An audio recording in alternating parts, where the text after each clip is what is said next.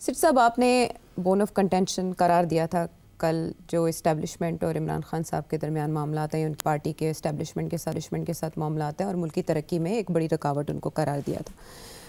उसके सुलझाव की तरफ क्या कदम उठाए गए या कोई प्रोग्रेस हुई या नहीं? आपने अक्टूबर-नवंबर के करीब शो में एक प्रेडिक्शन की थी, जिसके बाद व्यूवर्स ने आपसे सवाल भी किए थे कि वो प्रेडिक्शन क्यों पूरी नहीं हो पाई।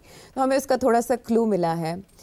शेर अफजल मरवत साहब, जो पाकिस्तान तहरीक इंसाफ के काइंड ऑफ मुनहरिफ रहनुमा कह लें, लेकिन नेशनल असम्बली में तो हैं, उन्होंने इंकशाफ किया कि नवंबर में इमरान खान साहब की रिहाई के मामला तकरीबन तय पा चुके थे। अच्छा, इस तरह की स्पेकुलेशन हवा में है, लेकिन उसके लिए वो 3-4 और बड़ी अहम बातें बताते हैं। वो ये कि 3 नवंबर को मुज़ाकरात का सिलसिला शुरू हुआ था, क्योंकि इमरान खान साहब कह रहे थे लॉन्ग मार्च की कॉल दूंगा, लेकिन फाइनल कॉल बाद में आई। उससे पहले ही मुज़ाकरात शुरू हो गए थे, जिसके लिए एक 4 रुकनी कमेटी बनाई गई थी, जिसमें अली अमीन गंडापुर साहब भी थे और बैरिस्टर गौहर भी उसका हिस्सा थे, और हुकूमत की तरफ से मोहसिन नकवी साहब ज़ाहिर है और राना सनाउल्लाह साहब थे।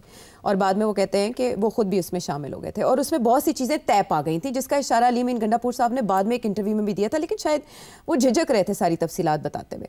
और वो जो चीज़ें तय पाई, उनमें इमरान खान साहब की रिहाई भी थी, और एक जहाज़ मोहसिन नकवी साहब की तरफ से फराहम किया गया था बैरिस्टर गौहर को और बैरिस्टर सैफ को कि जाके वो इमरान खान साहब को तफसीलात बताएं, और ये दोनों गए भी, जो हक़ाइक़ बताते हैं, जो ख़बरों में भी आया।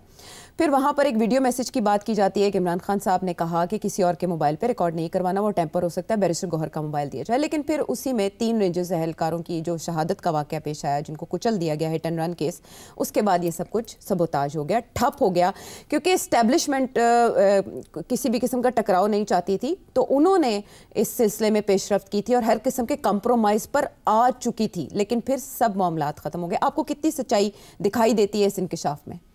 देखिए, मैंने कहा था कि बातचीत शुरू हो गई है। मैंने ये भी कहा था कि इसका ये मतलब नहीं है कोई डील होने जा रही है, क्योंकि डील का जो मतलब निकलता है वो यही है कि मुकमका हो गया है। बात करने से मुकमका नहीं ख़त्म होता, वो चलता है। आहिस्ता आहिस्ता नेगोशिएशंस होती हैं, कंसेशंस होती हैं, ब्रेक डाउन हो जाता है, फिर आते हैं, फिर जाते हैं। मैंने कहा था कि ये शुरू हो गया है, क्योंकि डील का लफ्ज़ जो है ना, वो पसंद नहीं आता लोगों को। ऐसे लगता है कोई अंडरहैंड बात हो रहा है कोई। अच्छा, हालांकि डोनाल्ड ट्रंप का फेवरेट वर्ड है deal, art of the deal. Art of the deal.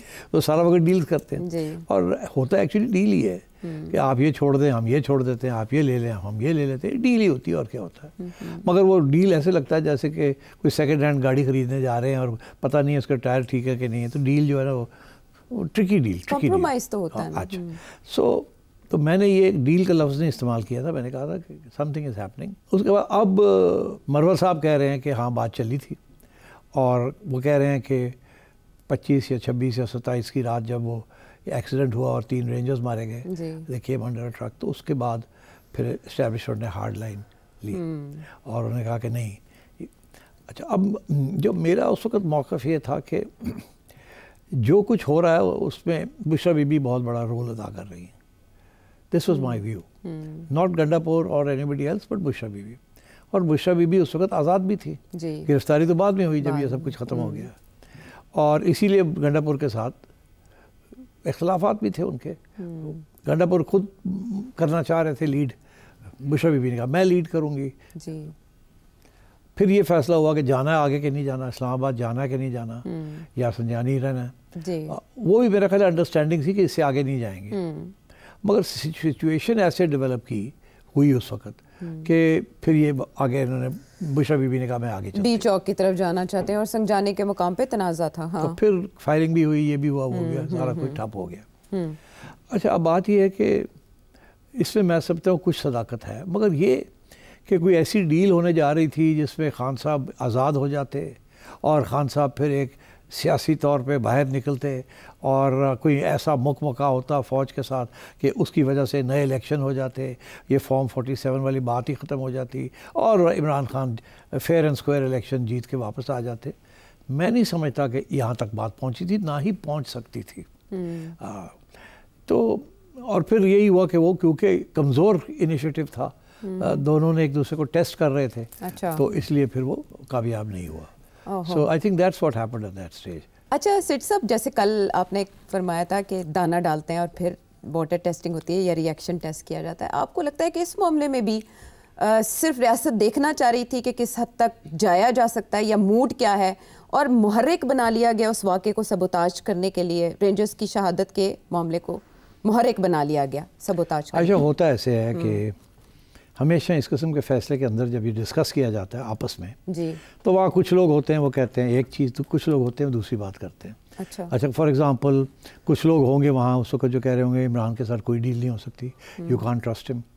कुछ लोग होंगे कि नहीं, लेट्स मूव ऑन, अभी सारा कुछ तो हो नहीं जा रहा, लेट्स डिफ्यूज़ द सिचुएशन, बहुत गर्मी चढ़ी हुई हर जगह पे, तो ठंड करें, हम अफोर्ड नहीं कर सकते लड़ाई झगड़े इस वक्त, थोड़ा सा दाने वाने डालें, थोड़ी बात तो आगे चलाएं, देखें कहाँ तक जाती। तो ये चीज़ें साथ साथ चलती हैं और हर पार्टी में भी होता है और के अंदर भी होता है।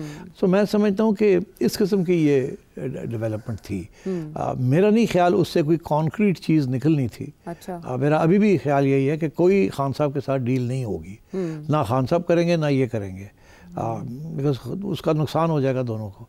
मगर ये है कि कोशिश ज़रूर होगी कि टेम्परेचर जो है सारा उसको लो किया जाए। और उसकी वजह यह है कि अगर टेम्परेचर हाई रहेगा तो मईशत का नुकसान हो जाता है, सियासत जो है वो डिरेल हो जाती है, and so on and so forth. But beyond that I don't think there will be anything substantial. Temperature low करने से आपकी मुराद ये है कि बुशरा बीबी की रिहाई हो जाए और अलीमा खान साहिबा को गिरफ्तार ना किया? मेरा ये मौक़िफ़ था कि वो होगा जी। मेरा ख्याल था कि बुशरा बीबी किसी न किसी स्टेज पे फिर उनकी रिहाई का या ट्रांसफ़र टू बनीगाला हो जाएगी। अब फिर बातें शुरू हो गई हैं बनीगाला की।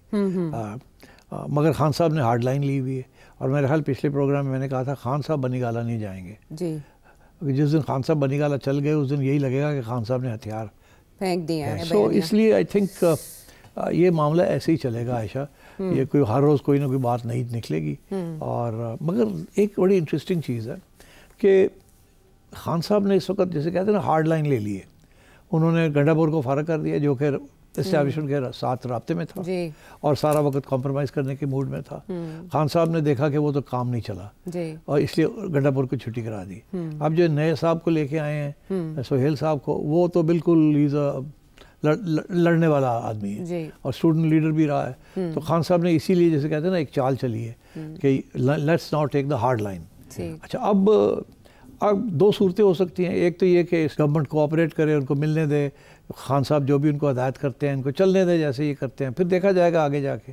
दूसरा ये हो सकता है कि अभी भी इनके रास्ते में रुकावटें क्रिएट की जाए ताकि इनको समझ आ जाए ऐसी कोई बात नहीं है, हम अभी भी आपको माफ़ करने के मूड में नहीं है और आप समझते हैं आपको खुली छुट्टी मिल जाएगी, ऐसे नहीं होगा। तो यही हो रहा है इस वक्त कि उनको काबीना, वो कहते हैं मैंने काबीना बनानी है और मैंने खान साहब को मिलना है, ये मिलने नहीं दे रहे। ठीक, और फिर अदालत से इन्होंने इजाज़त ली है तो जेल सुपरिटेंडेंट कहता है मैं तो बैठा है थे आ जान, वो बेचारे पहुंच ही नहीं सकते क्योंकि रास्ते में पंजाब पुलिस बैठी है। तो ये चीज़ें चल रही हैं, मगर इवेंचुअली मेरी ये पेशन गोई है कि with in the next 15 days maximum मुलाकात खान साहब की हो जाएगी। अच्छा सेठी साहब, इसमें जो उन्होंने कमेटी के इंग्रेडिएंट्स बताए उनमें राना सनाउल्लाह साहब भी हैं और मोहसिन नकवी साहब भी हैं, चले बाकी दो तो पाकिस्तान तहरीक उस वक्त इन लोगों की तरफ से अब इस बात की वजाहत आएगी या उस मुआहदे या बातचीत की कोई और डिटेल सामने आएगी कि आखिर इमरान खान साहब के पर्सपेक्टिव से क्या बात की गई? नहीं, कोई नहीं आएगी। इस्टेब्लिशमेंट की तरफ से भी नहीं? बिल्कुल नहीं आएगी। खामोशी इख्तियार की जाएगी, दबा दिया जाएगा बात को। बिल्कुल, इसके ऊपर कोई तबसरा नहीं होगा। अच्छा। या अगर होगा भी तो कहेगा ऐसी तो बात ही कोई नहीं थी। हाँ। राणा साहब यही कहेंगे ऐसी तो बात ही कोई नहीं थी। अच्छा। मोहसिन नकवी बात ही नहीं करेगा। हाँ, ज़ाहिर वो और चीज़ों में बहुत मसरूफ़ है। मोहसिन नकवी साहब के पास टेबल में बहुत कुछ है करने को। चले हम आगे मूव करते हैं।